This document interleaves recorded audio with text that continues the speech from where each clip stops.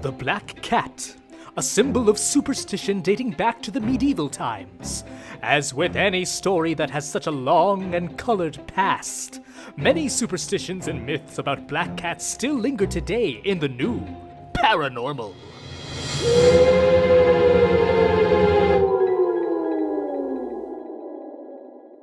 My guest today is an advocate for special needs cats.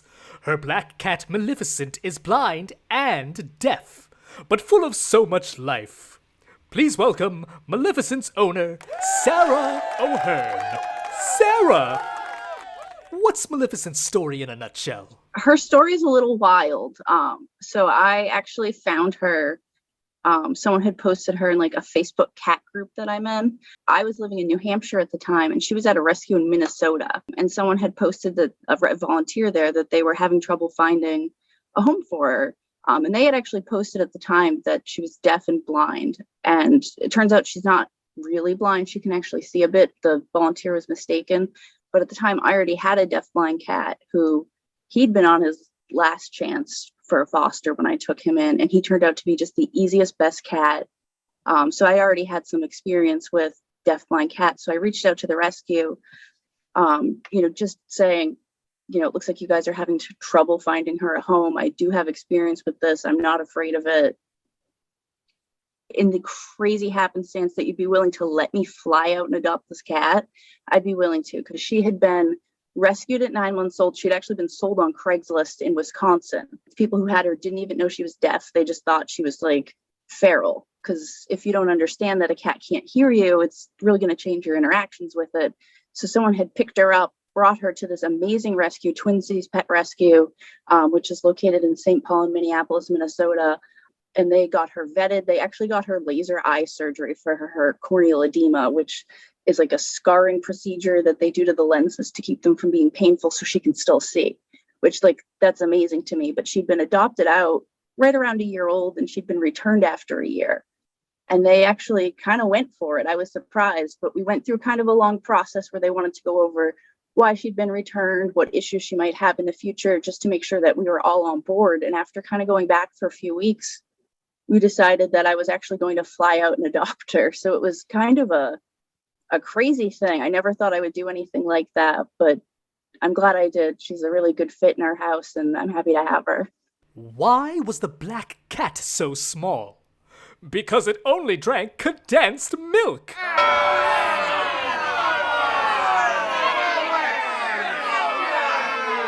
Black cats are staples of the Halloween season, and with that comes a lot of superstition. As a black cat owner, what superstitions would you like to debunk? I don't know if it's because I grew up right near Salem, Massachusetts, but I didn't even really know about black cat superstitions until I was kind of older and got on the internet and heard that how unlikely they are to be adopted, how they're the last ones people go for.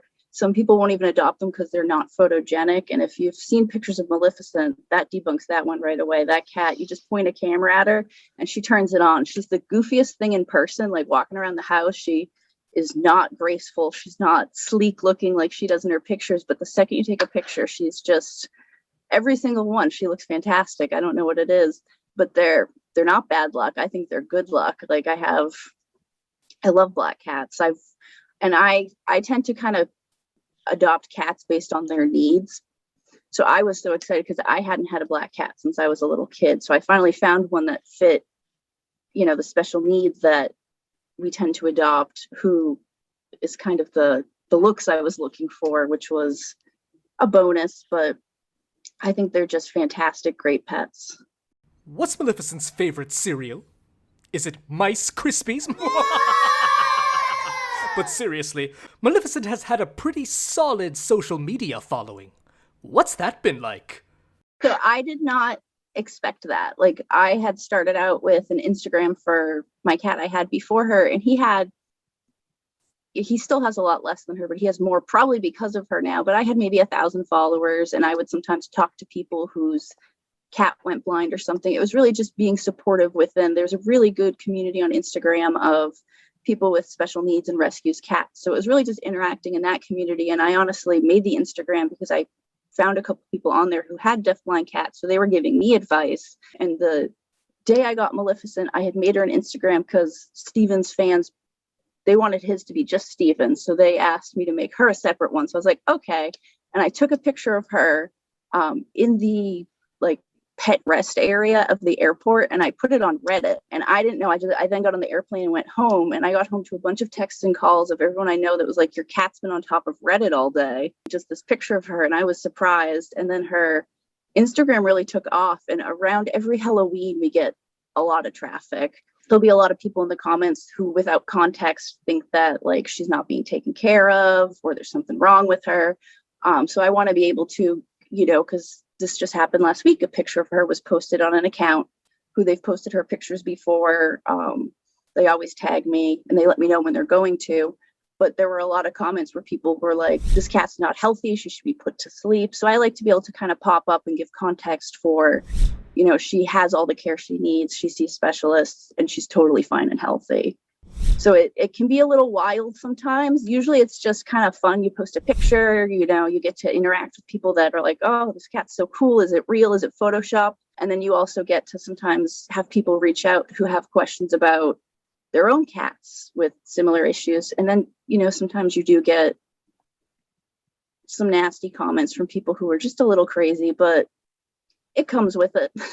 Why do kitties make excellent bosses? They have great littership. Get it? Littership? Kitty litter?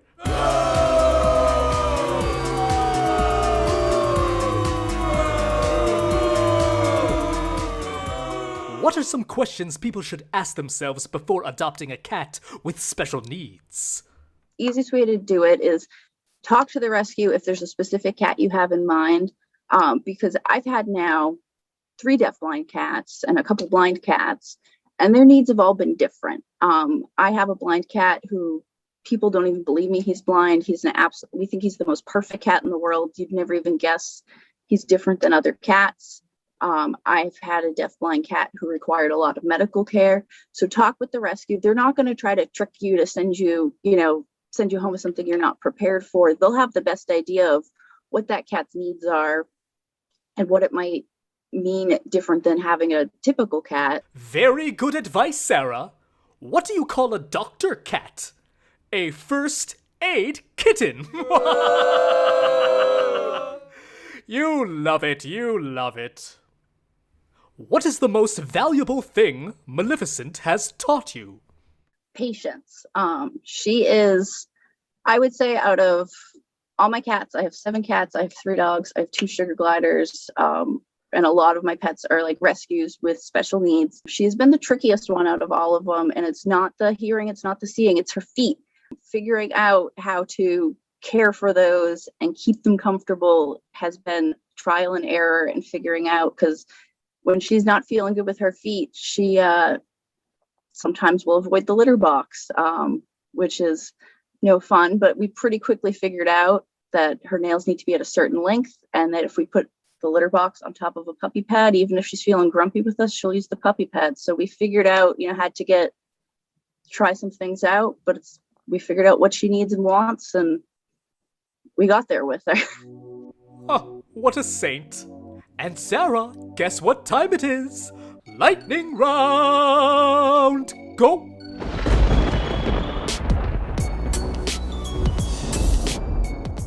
Favorite movie? Jurassic Park. Oh, you are the second person to say that this season. Favorite fictional cat? Salem from Sabrina. What is one thing you won't say no to? I would say a cat need. Like if someone messages me with info about a cat, I might not be able to adopt that cat, but I'm definitely going to share this cat's in needs adopting, see if I can't hook that person up with resources near them. Like once I hear oh, I found a stray deafblind cat, that's the message I get sometimes. I'm not going to let them go until we've figured out a plan to sort them out.